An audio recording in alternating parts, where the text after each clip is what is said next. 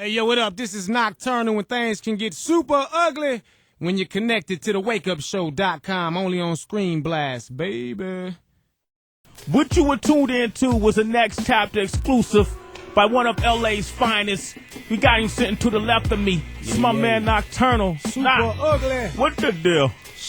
Nothing. How you been, brethren? I've been all right. You been all right? Been all right. I've been cool. Long time since Hawaii. Yeah. I was gonna bring that up for a second. Yeah. You know, What happened like, in Hawaii, man? That's what Hawaii is like when it was they had the Dre and Snoop reunion. Yeah. I went out there to do this documentary. Oh, you met him out there? Or? Yeah, First time I met him, you know what I'm saying? Yeah. Like, All right. cool real brother. cool cat, man. It was, it was a big deal then. You know, Dre and Snoop, coming to a reunion. We had the big cameras and we chilling backstage or somewhere. I don't even know. And Knoc came up to me. It was very humble. You had a Band-Aid on your face or something, I think. Yeah, man, I fell off a motor scooter. Yeah. He had, scrubbed Faulty on the brakes. Yeah. It wasn't a good situation, but I wasn't the only one that fell though, so it was all right. there's a lot of people falling that trip. Yeah. And he There's a came lot up of to faulty me motor scooters and he out told me to look out for him. I said, okay. You know Yeah. how many kids came up to me and said, look out for me? Nah, look out for me. I'm putting it down. I'm rolling with Dre. I'm doing my thing. I said, okay. Yeah. And then I seen you on the video. Uh-oh.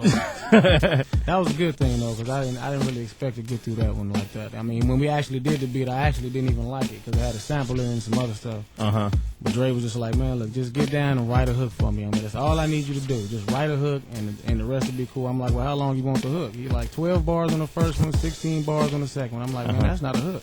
So then I wrote the hook. That's not a hook, man. Yeah. 12 bars on the first one. Okay. Yeah. I'm like, okay. Then I was like, okay, well, look, we can get somebody to sing this. He was like, you sing it. Put your nasally voice on it and you do it. He liked that. What did Dre say to you? Like when you first met with Dre, how did it be determined that you two were going to come together creatively and work?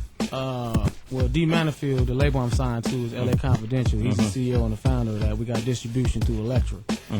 He met me one day. I had like 40 songs recorded that I did on my own, engineered and stuff.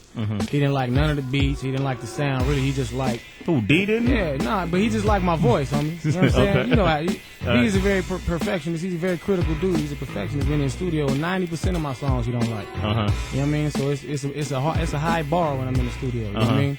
But to make a long story short, the first day he met me, he was like, look, I'm going to take you to the studio and meet Dre. Don't be no bitch. Don't be no fan. Don't be acting like no little girl. Be like, hi, Dre. He was like, you rap, don't you? I'm like, yeah, I rap. He was like, well, when you go in there, rap, nigga. So I went in there. I think I rapped maybe about 4 or 5 bars. And Dre stopped and looked at me. He was like, man, I give you 2 thumbs up and a big toe. Word. You know 2 thumbs up and a big toe? Yeah. What is 2 thumbs up and a big toe. I gotta look at tech for translation from time to time. You know. In other words, I can't just give you 2 thumbs up like Cisco. He's saying, I gotta give you a big He's giving toe. you extra. Okay, Yeah, cool. exactly. All right. Ebonic book. So when that happened, I mean, Dre being who he's been in the industry, being like, arguably one of the best that's done it in terms of production, especially when it comes to hip hop. Yeah. Did you feel nervous? I had some butterflies in my stomach. I knew I could rap, but I just didn't know if he was gonna like my style of rap. I'm kind of off beat.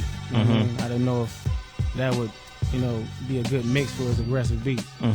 But I mean, he worked it out.